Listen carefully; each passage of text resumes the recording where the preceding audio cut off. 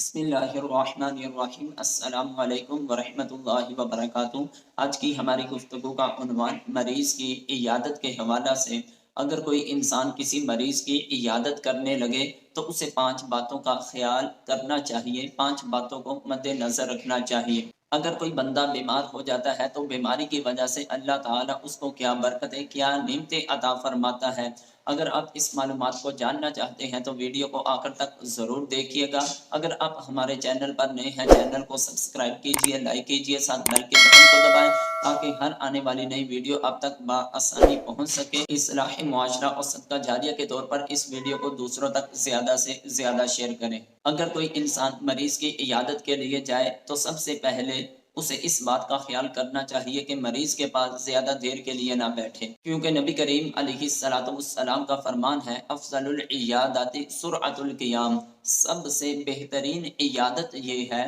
کہ انسان مریض کے پاس جائے، اس کی عیادت کے پاس جلد از جلد اٹھ کر واپس آ جائے، کیونکہ زیادہ دیر بیٹھنے کی وجہ سے مریض کے لیے، مریض کے گھر والوں کے لیے پریشانی کا باعث بنتا ہے۔ دوسرے نمبر پر جب مریض کے پاس جائے تو اللہ کی بارگاہ میں اس کے لیے صحت و تندرستی کی دعا کرے۔ بہتر یہ ہے کہ جو نبی کریم علیہ السلام مریض کے پاس جا کر کلمات کہتے تھے اور جو اپنی امت کو تعلیم دی، ان کلمات کو کہے۔ اسأل اللہ العظیم رب العرش العظیم ان یشفیک۔ اگر کوئی بندہ ان کلمات کو 7 مرتبہ مریض کے پاس جا کر پڑھے گا، مریض جس بیماری میں مبتلا ہے، اگر اس بیماری میں اللہ کی ذات نے اس کی موت کو مقدر نہیں کیا ہے تو ان کلمات کی برکت کی وجہ سے اللہ تعالیٰ اس مریض کو بیماری سے چھٹکارا عطا فرمائے گا۔ تیسرے نمبر پر اس بات کا خیال کرے کہ اگر مناسب سمجھے تو مریض سے اپنے لیے دعا بھی کروائے، کیونکہ مریض کی دعا فرشتوں کی دعا کی مثل ہے۔ نبی کریم علیہ السلام فرماتے ہیں کہ تم مریض کی عیادت کے لیے جاؤ، اس سے دعا بھی کروایا کرو، کیونکہ مریض کی دعا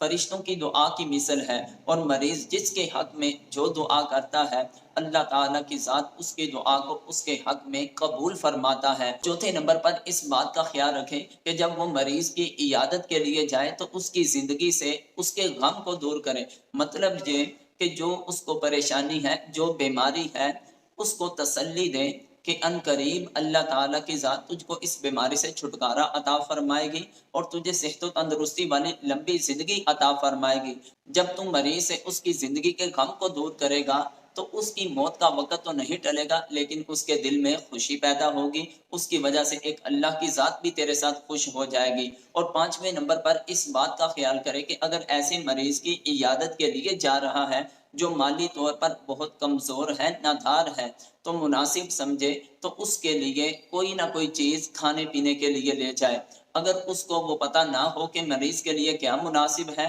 تو عیادت کے لیے جائے تو مالی طور پر اس کی خدمت کر دے تاکہ وہ اپنے علاج و معالجہ کا معاملہ اچھی طرح نپٹا سکے۔ اگر کوئی انسان بیمار ہوتا ہے تو بیماری کی وجہ سے اس بندے کو کون سی برکات نصیب ہوتی ہیں؟ نبی کریم علیہ السلام جب کسی مریض کی عیادت کے لیے جاتے تو اس کے پاس جا کر پڑھتے، لا بأس طہور انشاء اللہ، کچھ بھی حرج نہیں، کوئی بھی پریشانی کی بات نہیں، یہ بیماری تجھ کو تمہارے گناہوں سے پاک صاف کر دے گی۔ جو آدمی بیمار ہوتا ہے تو بیماری کی وجہ سے اس کو جو تکلیف پہنچتی ہے، اس تکلیف پر صبر کرتا ہے تو اللہ تبارک و تعالی جل جلالہ اس بیماری کی وجہ سے، صبر کرنے کی وجہ سے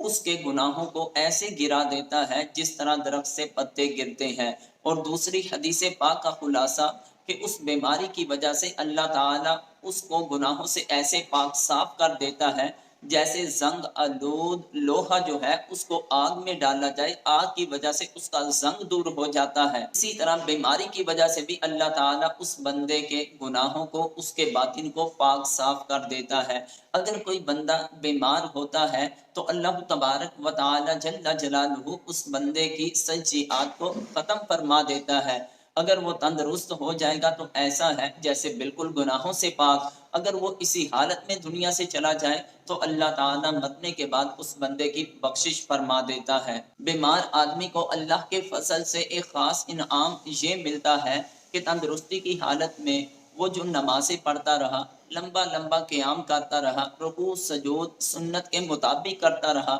نوافل پڑھتا رہا، تہجد پڑھتا رہا، قرآن کی تلاوت کثرت سے کرتا رہا، ذکر و اذکار کرتا رہا، لیکن بیماری کی وجہ سے اب وہ قیام نہیں کر پا رہا، سنت کے مطابق رکوع اور سجود نہیں کر پا رہا، نہ ہی اس قدر قرآن کریم کی تلاوت کر پا رہا ہے، نہ تہجد کی نماز پڑھ رہا ہے، اب اس آدمی سے زیادہ دیر ذکر و اذکار نہیں ہو رہا، تو اللہ تعالیٰ اس بیمار آدمی پر ایک فرشتے کو مقرر فرما دیتا ہے، اور جتنی دیر تک وہ بندہ بیمار رہتا ہے تندرستی کی حالت میں، جتنے اس نے جو بھی اعمال کرتا تھا، اللہ تعالیٰ بیماری کی وجہ سے اگرچہ وہ بندہ عمل نہیں کر رہا، پھر بھی اس کے نامہ اعمال میں اس طرح نیکیوں کو درج فرماتا رہتا ہے۔ اللہ کی بارگاہ میں دعا ہے ہم سب کو اپنے حفظ و امان میں رکھے، ہر وہ بیماری جو انسان کو حقوق اللہ اور حقوق العباد کے اندر رکاوٹ بنے، اس سے ہم سب کو اور تمام امت مسلمہ کو محفوظ فرمائے۔ واللہ عالم و رسول۔